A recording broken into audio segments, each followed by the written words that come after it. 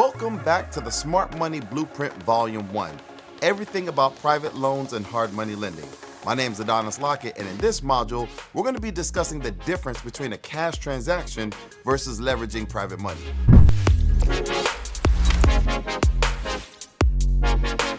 Now, first and foremost, for people new to the business, I'm sure that you often hear all these different stories about private money and hard money lenders.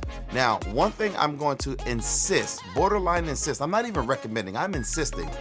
If you do have a lot of cash stacked up, I would highly encourage, especially in your first few deals, to leverage a loan so that you are not only one, tying up all your cash, but then two, not putting yourself in a position where if the project doesn't go successfully, you lose all your money.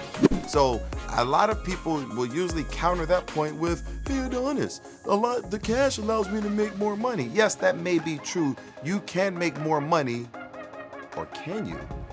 Right now, we're gonna jump into the difference between a cash transaction versus a leveraged private or hard money loan, and let's see which one actually makes us more money. So in this example, we're gonna use a very simple purchase rehab ARV scenario, right? So let's say you're buying a property that's $50,000. The rehab is going to be $20,000 and your ARV is $100,000. That means that you now have a gross profit of $30,000. So let's factor out our closing costs from the title company. Let's say roughly about $2,500 in this example. So that means that from the $50,000 purchase plus the $20,000 rehab and an additional $2,500 closing costs, you've tied up $72,500 in cash total for this project. So your total out of pocket is $72,500. Now remember, the ARV or after repair value of this property is $100,000. So $100,000 minus $72,500 means a net profit of $27,500. Not bad. For a nice small transaction, that's actually a pretty decent hunk of change. Now let's take a look at what a leverage transaction will look like. Now let's take that same example and let's leverage a private or hard money loan. So we set a purchase price of $50,000. We have a rehab budget of $20,000, ARV of $100,000. But in this example, we're actually going to make the rehab budget $30,000, which means that we're actually going to say that the rehab is $10,000 more than what's actually needed. Now, I know what you're thinking. Hey Adonis, we said we only needed $20,000. Why are we making the rehab budget $30,000? Great question. Let's jump into the details on why we're doing that.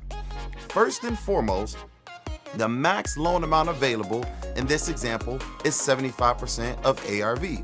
Now you will find that a lot of national and even the local hard money and private money lenders are going up to 75% of ARV at the time of filming this education series. That is actually a very common thing in today's lending climate. So in this example, 75% of ARV is going to be the standard or our max LTV of ARV for this particular example. So our max loan amount is going to be $75,000, right? Now, just keep that in mind because we're going to come back to that. In this example, we're going to have a gross profit of $25,000 on paper, meaning that, now mind you, I said on paper, $100,000 minus a total $75,000 loan equals $25,000. So on paper, we have $25,000 gross, but in actuality, remember, we still have that same $30,000 gross because our rehab is still only $20,000, even though we're calling it $30,000 on paper. Stay with me. So now, let's talk about the fees. First of all, I'm going to use L&H Capital's loan programs as the standard for which I'm going through the down payment and the fees, just because L&H Capital is a very trusted source and their programs are second to none. L&H Capital, what he said. So with L&H Capital, for example, they have a down payment requirement of 10%. Now in this example, that means $5,000 is going to be our down payment. $5,000 is 10% of $50,000. They're going to have a $2,000 origination fee with another $500 processing fee. So right now we have a down payment requirement of $5,000. We have $2,500 in lender fees. We're estimating that same $2,500 in title fees, which means that from the lender's fees of $2,500 plus the title's fees of $2,500, we have $5,000 of just closing costs, right? plus the lender's down payment of another $5,000. So we're a total of $10,000. Now, on every loan, most loans will require you to make a monthly payment. Now, again, some lenders, such as L&H Capital, they don't require you to make the payment out of pocket, they roll it into the loan. But for lenders that actually are requiring you to make a monthly payment, let's just say that in this example, you're only going to hold this property for 3 months. So, with the lender charging you 9%, your monthly payment is going to be anywhere from about, let's say, $800, something, or $500-$600, something like that. We're going to use real simple numbers. So when you factor in your 3 months carrying costs, now your total out of pocket, we said $5,000 in fees, $2,500 for title fees, $2,500 for lender fees. We have a $5,000 lender down payment requirement, so we're at $10,000. We have $1,700 in mortgage payments for the carrying costs, so that's another $1,700 on top of our $10,000. So our total out of pocket is $11,700. Now, in this example, remember we said the gross profit was $30,000, $50,000 for the purchase price, $20,000 for the rehab, $100,000 ARV, $30,000 profit minus our $11,700 out of pocket cost gives us a net profit of $18,300. So now I want you to recall, we put $5,000 more on the rehab budget than we needed. We also are reimbursing ourselves the $5,000 down payment. So when we actually do the math, our net profit of $18,300, let's break that down to make sure we're all on the same page. Our gross profit of $30,000, right? Subtract the down payment of $5,000 the lender made you put down. So now we're at $25,000. Subtract another $5,000 in lender's fees and the title company's fees. So that's $10,000. So now we're down to $20,000. And remember, we had 3 months of mortgage payments at $1,700. So $20,000 minus $1,700 gives us a net profit of $18,300. Now, the one thing I want you to pay attention to, our total out of pocket for this project was $11,700. Remember, using leverage versus cash, we could do this 6 more times with that same $70,000 you were going to pay cash with. Matter of fact, that $11,700 that we put out of pocket for this project, if we did it 6 more times, it would actually still be less than the $72,500 that you put down with all cash, because $11,700 times 6 is only $70,200. So what that means is that if we could do this 6 more times with the same $70,000, we can make that same $18,300 profit 6 times. That means for the same $70,000 you used to buy one house to make $27,000, you can make pretty much $110,000 doing this exact same thing 6 times with the same $70,000. Right? I know, it's crazy. Let me repeat that. With the same $70,000 that you were going to use to buy this house, if you leverage it, you can do this same deal 6 times, spend the same $70,000, but make $110,000 net profit. So what you're looking at right now is a true side-by-side comparison of what we just discussed. Take your cash transaction versus your leverage hard money loan. Project cost $70,000. Project cost for both is still $70,000. ARV $100,000. Gross profit $30,000. So far, we're striking across the board on all the same thing. Now, your closing costs, $2,500 on your cash transaction. Your closing costs are actually going to, or your fees actually going to be a little bit higher because you're paying for the lender's fees. So instead of $2,500, you're going to pay $5,000 in fees, right? Now, you have your $70,000 for cash plus your $2,500, so you're $72,500 in. On a loan, when you leverage private money, you're only in $11,300. It's the same closing fees for the title company, lender fees factored in for the loan.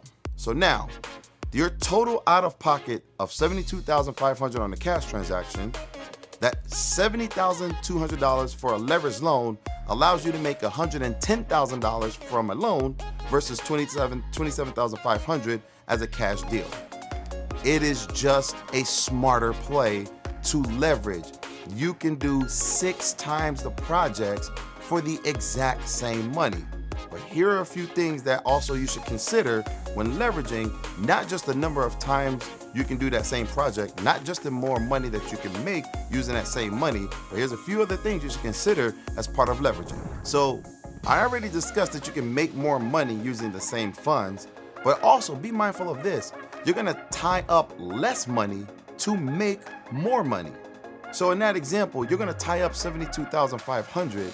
In this example, you can do 6 deals and only tie up $70,200. So you're gonna tie up less money to make literally 5 times more money or 4 times more money. Not only that, you're gonna diversify your risk. Now, this is something that a lot of people don't think about. By diversifying your risk, you're spreading out the risk that is associated with your project. Think about this for 1 second.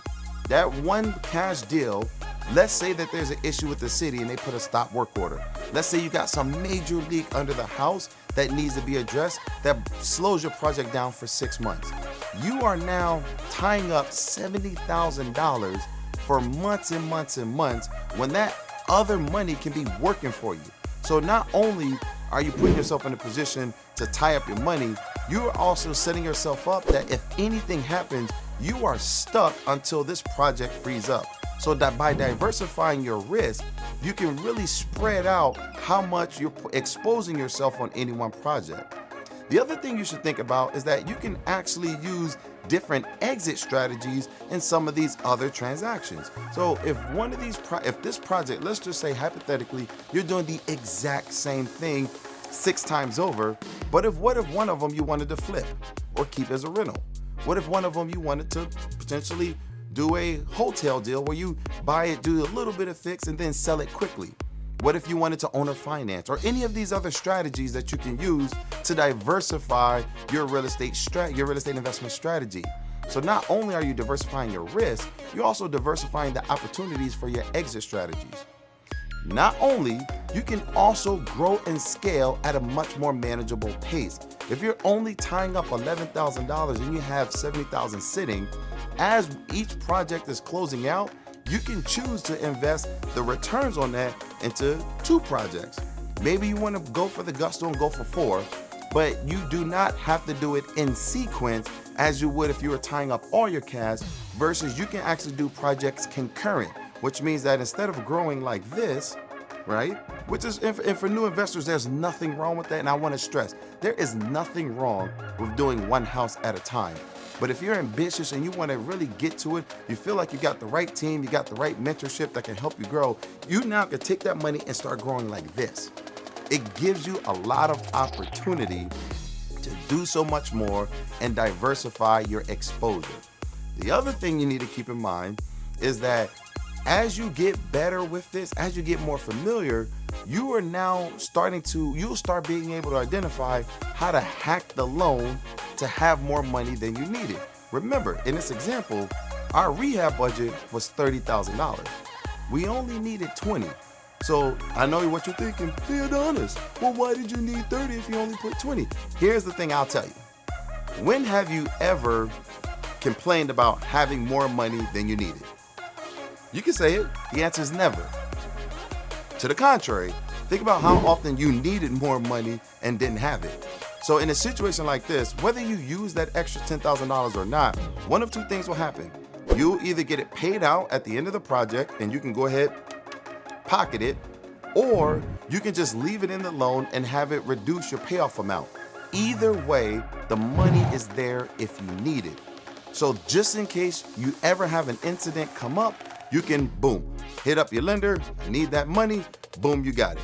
So the thing about it, as you get more and more familiar with it, you can start creating cushions for yourself that'll cover incidentals. You can actually start hacking the loan to get more money than is needed. So by the time you request all of that money back, if you've only tied up $11,000 and you got an extra 10 in your budget, that means that you've pretty much repaid yourself almost everything that you put out in the project from day one. So that means that just in this example, if you got $10,000 more in your budget than what you needed, and you only spent $11,300 out of pocket, that means that you take that $11,300, subtract the $10,000 extra, you are only $1,300 out of pocket when this project is completed, the rehab. That means that you are technically less than a weekend out of town is what you spent at the end of it. Now, obviously, I'm netting it out, but you have pretty much spent less than $1,500 all in after being recouped for a fix and flip or for a rental property. You're welcome. This is how you hack money. This is how you start diversifying risk. This is how you start getting creative to start bringing in more projects. This is how you start bringing in more money. So if you have an affliction about getting more money than you need, by all means, leave the money there. But trust me when I tell you, in a real estate transaction, especially in a rehab project, it is very, very rare for the project to go picture perfect. Always plan for incidentals, always plan for delays. And in this example, by giving yourself that extra cushion, not only will you have prepared yourself for any incidents that happen, you've actually potentially recouped your money before you even exited your loan from a sale or a refinance. So with that said, just to recap, we talked about the difference between a cash transaction versus leveraging private or hard money. Talked about how you can diversify your risk, how you can also potentially set yourself up to grow and scale at a much quicker pace. And we also threw a quick hack in there about how to give yourself a little bit more money or potentially repay yourself back before the project sells or refinances. This is the type of stuff that you need to be learning, and this is the type of things you need to employ to truly hack private money to start, grow, and scale. And I'm gonna tell you right now, everyone who has a massive collection of rental properties, who is doing high volume flicks, they understand how to hack the money. And what I just explained to you, people pay tens and hundreds of thousands of dollars over years and years to figure out, and you just got it right here, right now. As always, I appreciate you joining me. I really hope that you learned something. Please take this into consideration, because moving forward, I'm just going to be giving you hack after hack on how to hack money to start, grow, and scale the business. My name is Adonis Lockett. Find me on social media, Instagram, Facebook. If you're watching our YouTube channel, make sure to hit the like button. And as always, I will see you in the next module where I continue to drop gems.